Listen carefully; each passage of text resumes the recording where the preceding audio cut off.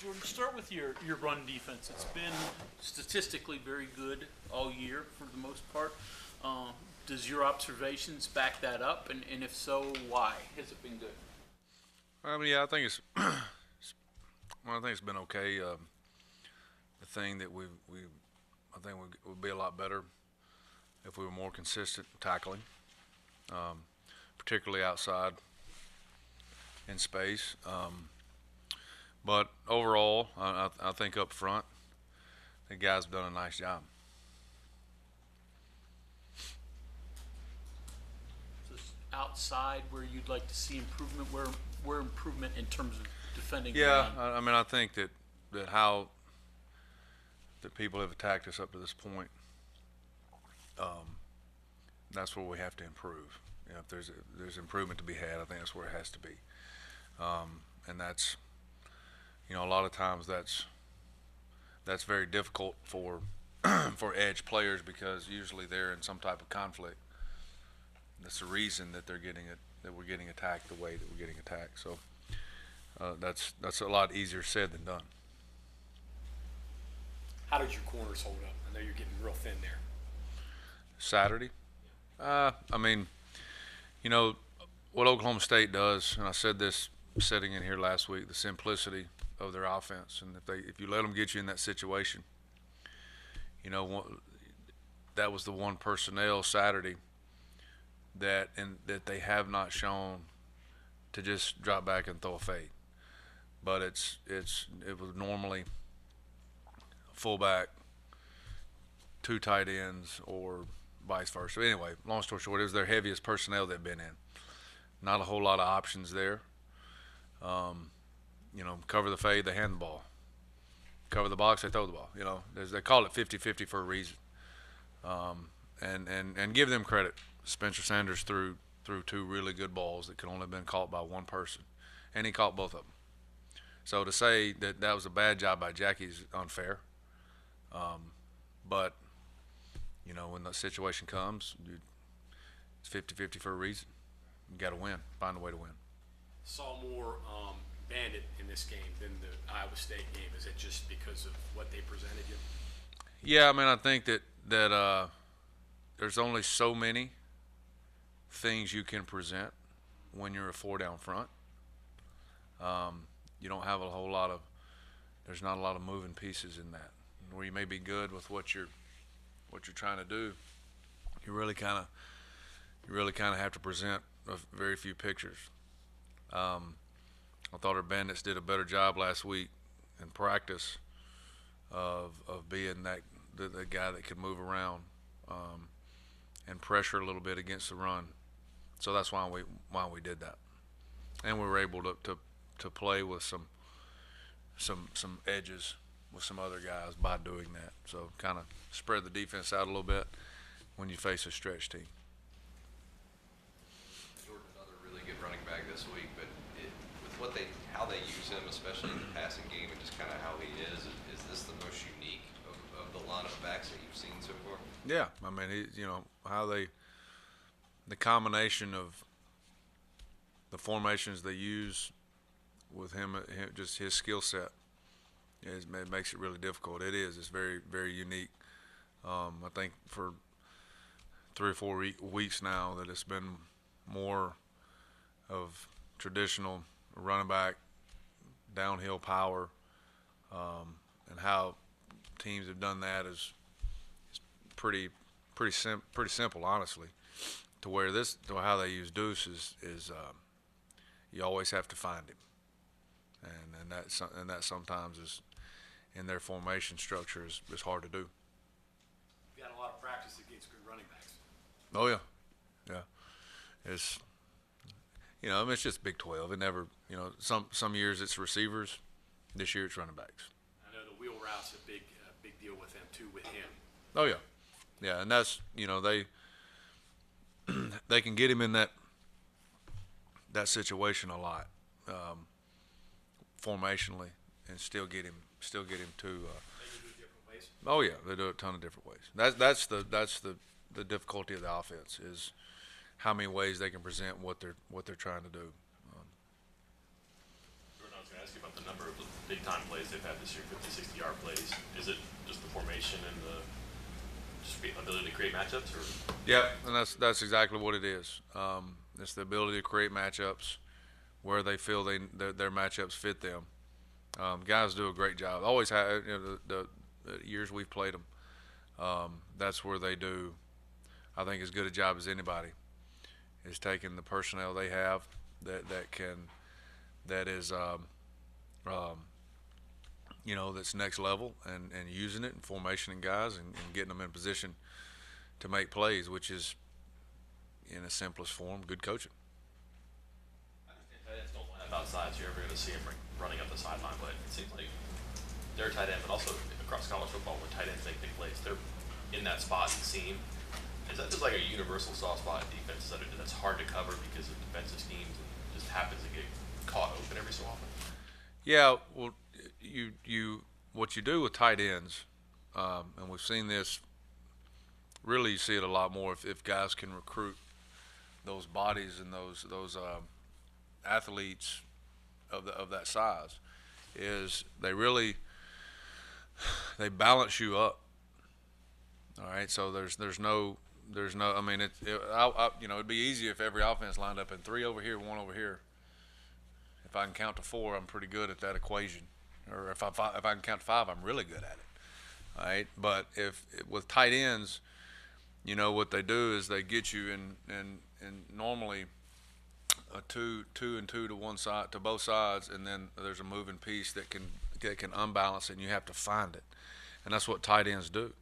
They give the impression that it's unbalancing the formation, but really with athletes like that, they're balancing it up.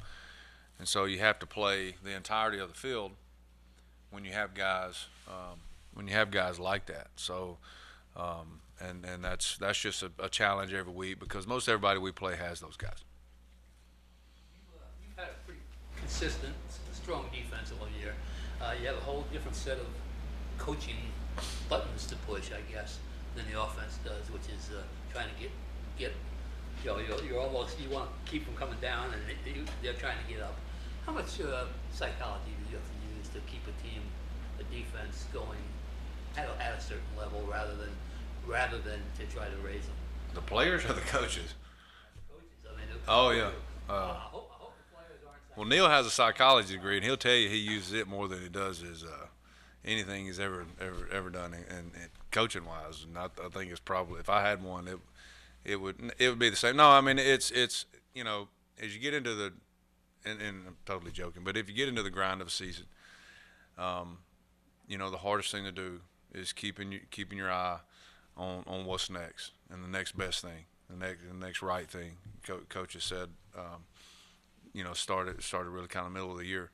It's really just about focus on what you're doing, and keeping what's important, and when keeping all your goals in focus and what you're trying to do. And sometimes those change. For us defensively, and this was exactly what I told them after the game. That I was very proud of how they played, very proud of how they fought. And sometimes you do that, and the result is not what you want it to be. And that's football. That's life. That's anything. But I told them if they approach, so you take the last 4th down stop and you put that on film, and our kids are playing just as hard on that stop as they are at any point in the game. Sean Mahone makes an unbelievable play on Spencer Sanders, which in any normal situation in that personnel in that play probably scores when he boots out. And Sean Mahone makes a great play, and that's a super senior. All right, and I got 3 other guys chasing the football, and a 4-year guy, Taj Austin, is chasing the football in that play just as hard as he was in the first quarter. I got Akeem Messador chasing the ball just as hard as a play as he was in the first quarter, and Josh Chandler chasing the ball just as hard on that play as he was in the first quarter. So what I told them is if they can do that, the result will be what you want it to be more times than it's not. And so, and I hope that helps you kind of, like what our mindset is, what it needs to be moving forward. And sometimes that's a challenge when things don't go the way you wanted them to go. But I was very proud of how they played, and if they can do that, then it'll work out more times than not. And which coaches, players alike, that's always a challenge because you know you put so much into it, and you know it's you know that it's not the result you wanted, but it's you got to find a way to make it the result that you want, and that's you know honestly what we didn't do Saturday defensively. Thompson's not running nearly as much as he did in the past. I think he has more carries in the 3 games against West Virginia than he does the entire year this year. And I know 2 of them you didn't play, but what are you seeing from him that's different than in the past? I mean, I think he's probably and why he's not run as much. I mean, maybe it beat up over the last 2 years, but has a big arm and is one of the better quarterbacks in our league of setting back and diagnosing a defense. And I think when you look at the ability that they have with Deuce Vaughn and really, honestly, all their running backs, how they get them in formation and situations, and then those receivers outside, I really don't think he has to run as much, honestly, because he can deliver the ball and diagnose. He can go through his reads and diagnose a defense as well as anybody, I think, in my opinion. But I think that's probably a little combination of both. Only allowed 15 sacks this season. What kind of challenges will you face kind of trying to get a consistent pass rush? You know, I think it's again, it's they do a really nice job of limiting your opportunities to do that. Number one, it's whether it's moving the pocket with play actions in different forms or max protection, which people do to us a lot. Oklahoma State almost did it every play. Every play they threw the ball downfield, and then some of their structure of the offense is how their quick game is built. You know, so you know they don't give you a lot of those opportunities, and their offensive line is as good of a unit playing collectively together, not making mistakes as anybody in our league. So it's a little bit of everything, which quite honestly just makes a good offense. You mentioned Sean Mahone. Obviously, he's very good academically. Not only played a lot of football, but smart as well. So, what does having a smart kid, especially in the back end like that, what's that allow you to do? I mean, they're the quarterback. If I just put it simple terms, your safeties communicate. You know, they see more than everybody else should, and so they're having a guy back there. Number one, it's a necessity. You have to have somebody back there that can. What I just said about Thompson diagnosing a defense, you have to have somebody that can diagnose an offense and diagnose it before the ball is snapped, and get people in the positions they need to be in, alignments, checks, whatever it may be. And so it's the most important thing. I know you study, you're studying primarily their offense, but do you ever put on the tape and just watch their other guy rush the passer? I guess this Anu Dike Uzama is a special guy, motor, and you've got some motor guys. Do you ever do that and show your guys, hey, this is how you should play? Oh yeah, because you see them so much, Yeah. seeing other offense, right? And so, and every single guy, pass rushing is such a